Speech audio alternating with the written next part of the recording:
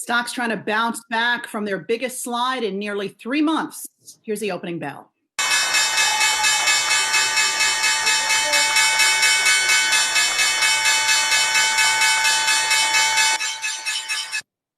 Friday trading day underway, one day after the Dow sank 1,800 points. It looks like the Dow's going to start the day up 700 as it starts to rebuild from yesterday's big sell-off. Here are the headlines making the first trade front page.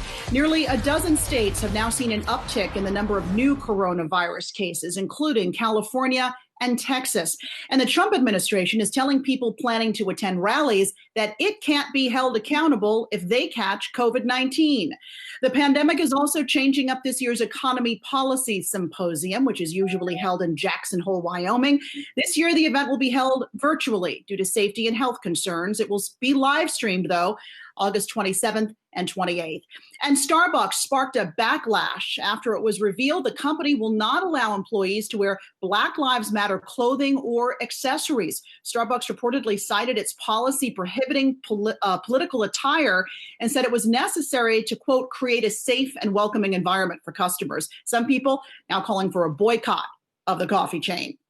All right, let's get back to the market action now with Matt Maley, Chief Strategist at Miller Tabak Co. We also have Jared Blickery and Brian Sozzi with us. Good morning to you all. So, Matt, what do you make of the return, I guess, of volatility to this market, the volatility index at its highest level now in months? And we have the market trying to bounce back from that big sell-off yesterday. Yeah, it's not a surprise that it's trying to bounce back because it was such a huge sell-off yesterday, and there wasn't any major new news. So the fact that it's bouncing back a little bit is not a surprise. But at the same time, the market had become very, very overbought. I think it gotten ridiculously ahead of the underlying fundamentals, even if you're looking past 2020.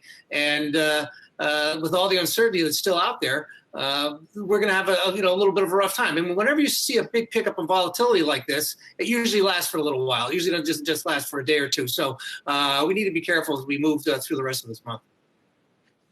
Matt, does it make sense to you to hold stocks into the election? The divisiveness I think we're about to see, at least to me, is just underpriced in this market that has rallied so hard off the lows with really no indications we're past COVID or anywhere past social unrest, you name it. Lots of concerns out there. No question, and I believe this whole thing with the tensions between China and the U.S., which has gone completely off the headlines, or it's off the front page, I should say, over the last week or so. Those are not going to go away. And to be honest with you, the way this whole civil unrest has not gone well for President Trump. You see what has happened in the polls, and he's going to come. A winning issue for him has been China. He's going to go back to that, so it's going to come back in I think in a significant way this summer. So just say she should dump everything, no, but at the same time, the level of uncertainties. Combine that with the level of the stock market and what it's pricing in, I think people are getting way ahead of themselves and should be much more cautious than they have been the last month or so.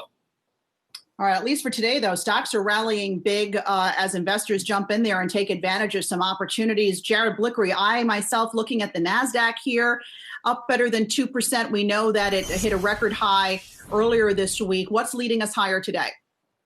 Well, it's kind of the reversal of yesterday. We have tech and some of the bigger cap stocks here. They're leading. We have Apple up over 2% along with Amazon and Microsoft, Facebook nearly there. Only one red stock, and that's Lululemon after reporting earnings that disappointed a bit, kind of the inverse of yesterday where Zoom was the only green stock. Looking at the Dow, we have all 30 members in the green. And just looking at the sectors that are leading today, again, it's energy, materials, financials, and industrials, then tech, and then staples to the downside along with, utilities and communication services. Those are the laggards, but everything's up at least 1%. Talked about crude oil a little bit earlier. Energy is leading the way here. And also, if you want to see the risk-on nature of today, just look at the travel stocks. We got United up 10%, Delta up 9%, Royal Caribbean up 10%. And let's take a look at the bankruptcy trade, too, as a gauge of risk sentiment. And we see Hertz is up 50%, but it's been an extremely volatile week. And I wouldn't get too excited about this rally right now because, to Matt's point earlier, this volatility spike that we've seen just doesn't go to bed overnight. Anytime we have such a strong day down like yesterday, usually get a little bit of a snapback here. Thanks, Jared. Matt, what do you make of that? The fact that investors seem to be piling money into these companies that are going bankrupt. You know, we have Hertz stock up threefold. JCPenney also rallying. What's the mindset there for investors? Well, of course, we've heard a lot about the, Robin Hood effect with a lot of people who can't bet on their sports games or just are at home, even if they weren't sports bettors, they're sitting at home with nothing to do and suddenly they're getting more active. But whether that's having the big impact or not, I'm not sure. But all I do know is that when you see this kind of froth in stocks that are basically have declared bankruptcy and they have this kind of volatility with huge moves, that's never a good sign. When the public gets in a much more aggressive fashion, we've seen it a gazillion times over the last 100 years. The biggest times have happened, of course, in the 1920s and the late 1990s. I don't know, we're back to that level, but we're certainly on the kind of speculation that by people who really are not used to being involved in the market, I'm going to say amateurs, that's usually a very poor sign for the length of a rally, continuing for a whole lot longer. Matt, you're a veteran of the battles. What's your best advice headed into the week and for that retail investor? They came into the week expecting a sizable rally. Now you have those Robinhood traders looking for a market decline. They're going to see a lot of negative headlines over the weekend, I am sure. What's your best tip to them? I think you need to raise some cash.